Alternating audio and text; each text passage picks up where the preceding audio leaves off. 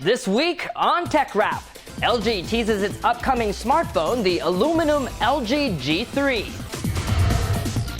And its smartphone virtual assistant showdown, Siri versus Google Now versus Cortana.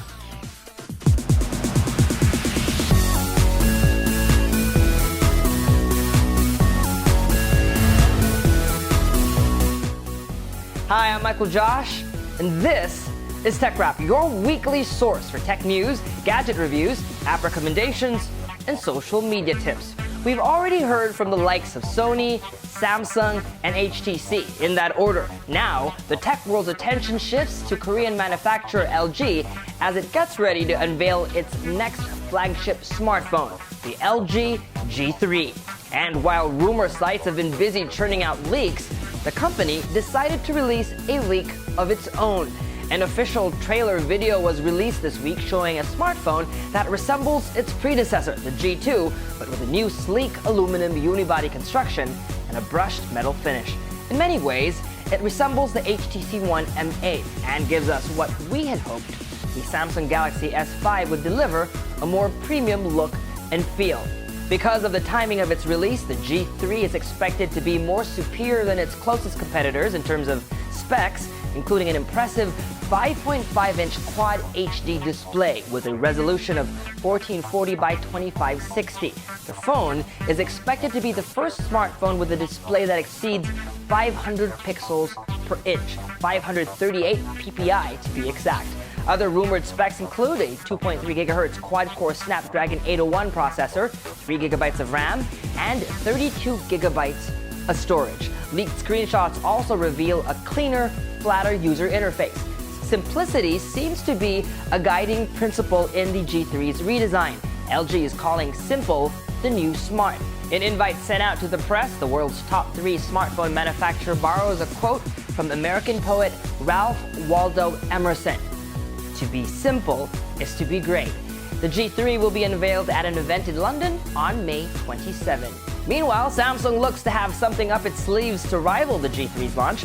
A premium version of the Galaxy S5 called the S5 Prime is being rumored for a June release. The phone is also said to sport a 1440 by 2560 resolution and the newest Snapdragon 805 processor.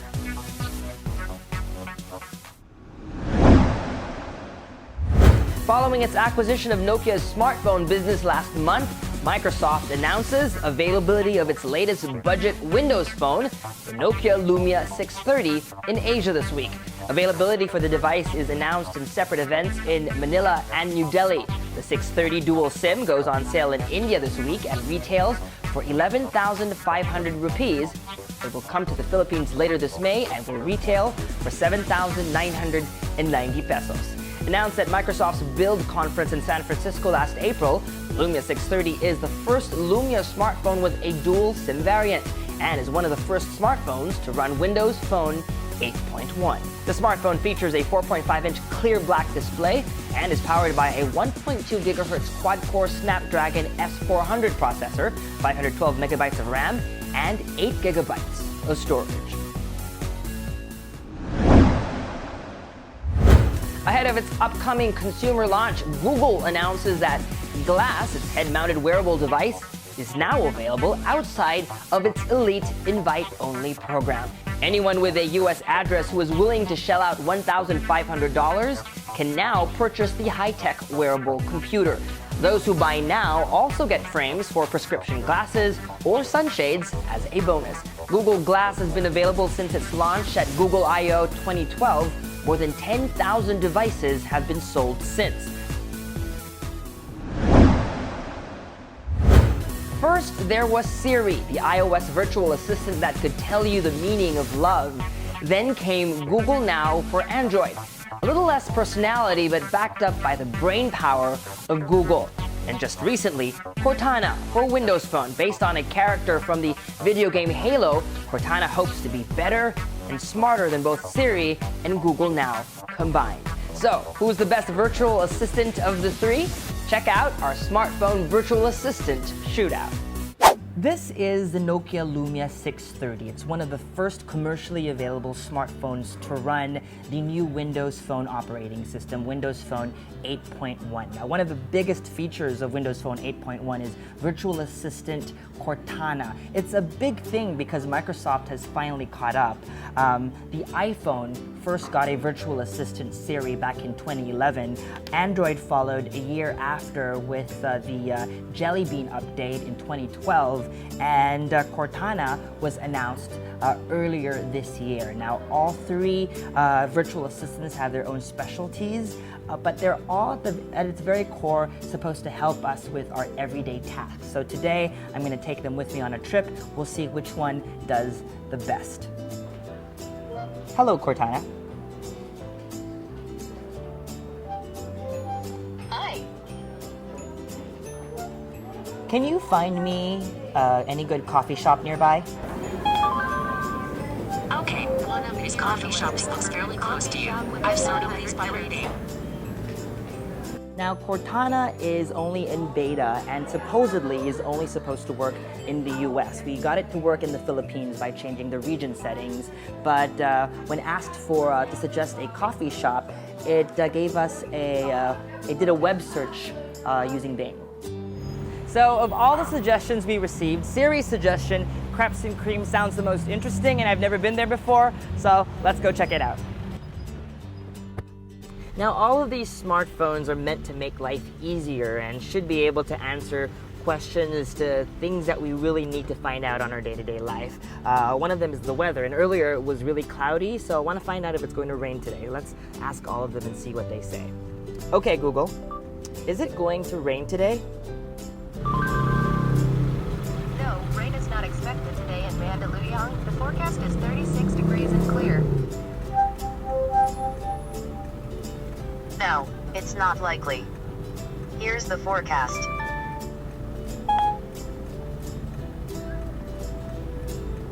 It doesn't look like it's going to rain. Now, all of them did a great job. All of them answered my question, and all of them read out the answers, which was great. So even if you're driving, you don't really have to look at your display or the screen of your smartphone to find out the answer. We're almost at our destination.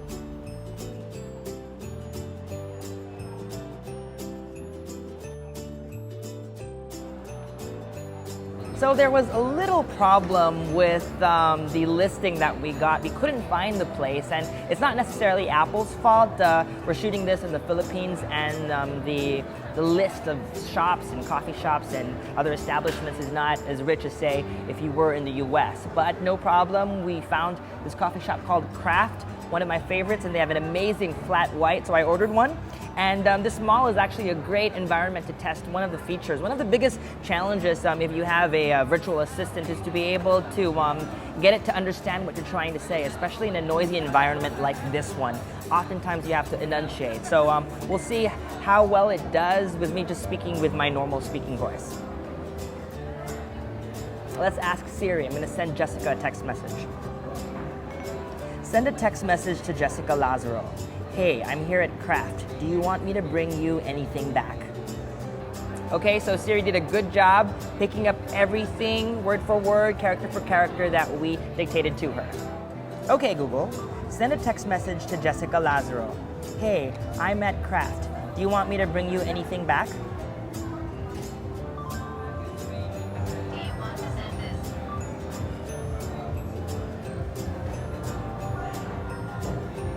Google now did a better job. It just misspelled Craft and used the letter K, but that's understandable because Craft is a recognizable brand name. Send a text message to Jessica Lazaro. Hey, I'm at Craft. Do you want me to bring you anything back?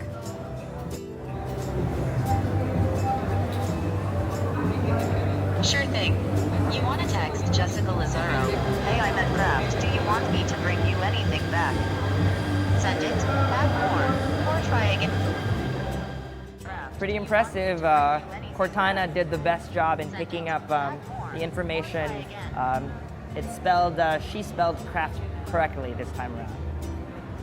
Microsoft says that one of Cortana's strengths is to be able to respond to location-based commands that are contextual. So say, I'm going to ask Cortana to remind me to do something when I get to the office. Technically, all three phones should be able to do the same task, but let's see if all three will be successful. Okay, Google, remind me to finish writing that tech article when I get to the office. Okay, so as you can see, Google now is setting a reminder and it's saying where, and it's because I've selected my work, I can go ahead and, or set that previously, it set that for me and created a reminder. Let's try Cortana. Remind me to finish writing that article when I get to the office. Remind you to finish writing an article when you get to work. Sound good? Great. Thank you. Great. And then last but not least, Siri.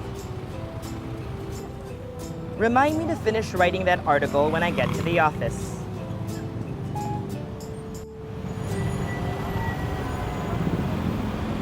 Here's your reminder. I've added it.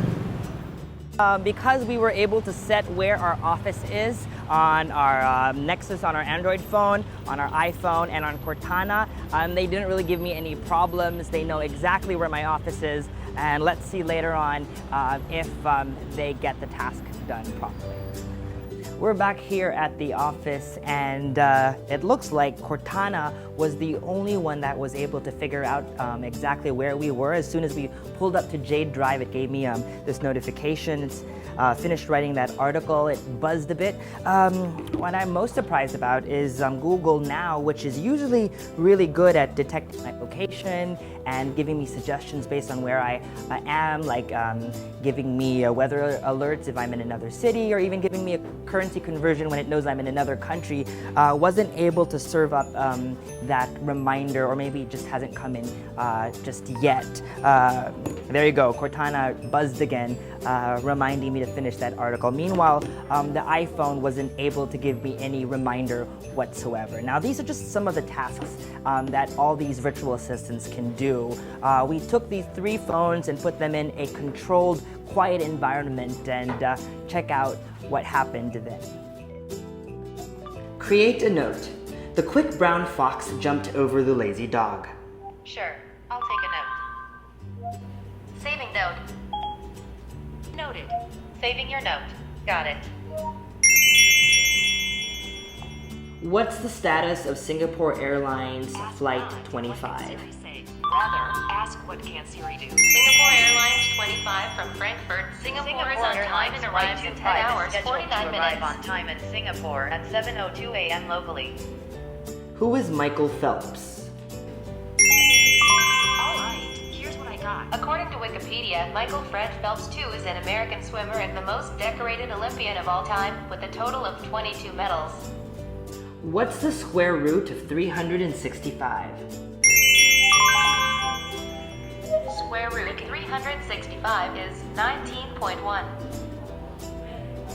It looks like the answer is approximately 19.105. What's the best smartphone?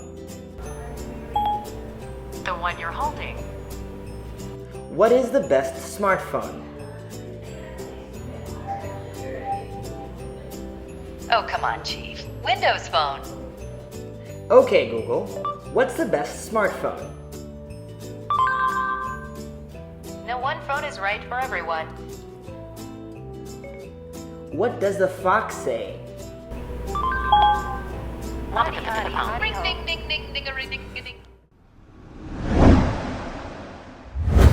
And that was TechRap. For all the latest tech news, log on to our website at rappler.com/technology. For older new episodes, you can also find them at rappler.com/techrap. We post new episodes every Sunday. You know the drill, folks. Join our conversations online, follow us on social media, and if you have any tech questions, send them in. The email address is techrap@rappler.com. That's all for this week, folks. I'm Michael Josh. Thanks for dropping by.